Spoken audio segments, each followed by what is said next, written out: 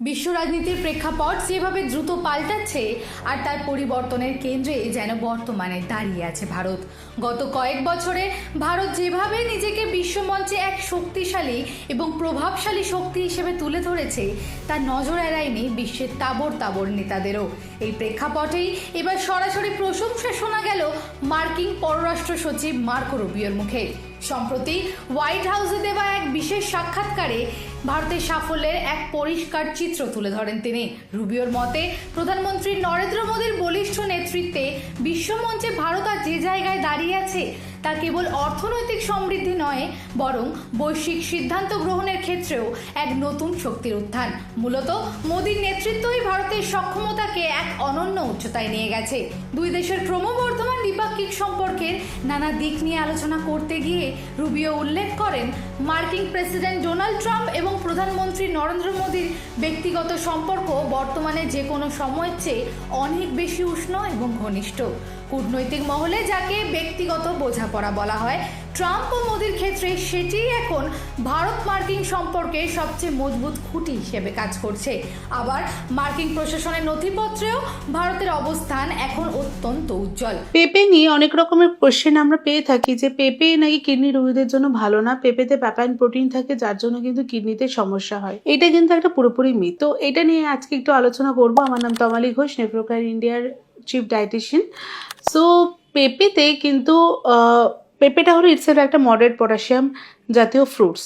So পেঁপেটা কিন্তু আপনারা ডায়েটে ইজিলি সপ্তাহে 2 থেকে 3 দিন রাখতেই পারেন। পেঁপে খেলে বাউল মুভমেন্টস কিন্তু প্রচুর পরিমাণে খুব ভালো হয়। আর পেঁপে চেষ্টা করবেন পেঁপেটা অন্তত পক্ষে সপ্তাহে অন্তত 2 থেকে 3 দিন রাখার।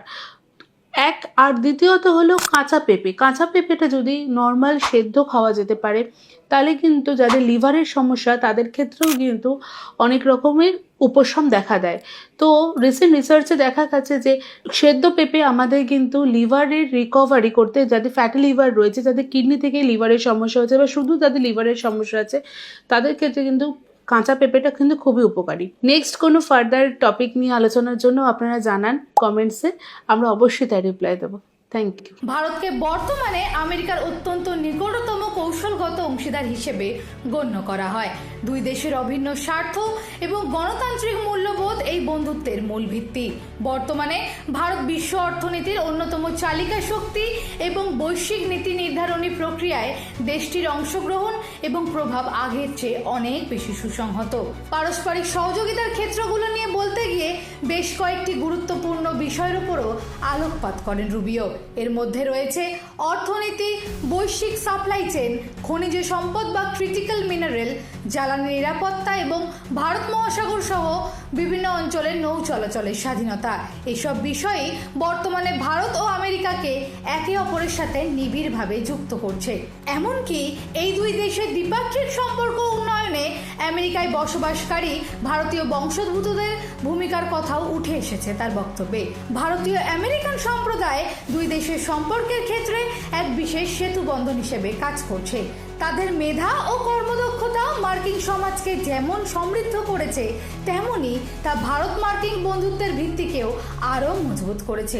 সব মিলিয়ে মার্কিন পররাষ্ট্র সচিবের এই বক্তব্য থেকে এটি স্পষ্ট, পরিবর্তিত বিশ্ব পরিস্থিতিতে ভারত মার্কিন সম্পর্ক আগের চেয়ে অনেক বেশি শক্তিশালী। অভিন্ন চ্যালেঞ্জ মোকাবিলায় এবং আগামীর বিশ্ব কাঠামো নির্মাণে দুই দেশ এখন একে অপরের গুরুত্বপূর্ণ সহযোগী হিসেবে কাজ করতে বদ্ধপরিকর। এই সব কিছুর মধ্যে দিয়ে একটা জিনিস স্পষ্ট, বিশ্ব রাজনীতিতে ভারতের এই ক্রমবর্ধমান প্রভাব যে নতুন মোড় নিতে চলেছে তা এই কূটনীতিক বার্তার মাধ্যমেই আরও একবার প্রমাণিত হলো। দিশা দাসের report, headlines, Kolkata. Ma, there's this new Bengali matrimonial website, BABandhan.in. It's safe, verified, and just for us. Really? देर न करें, आज ही रजिस्टर करें।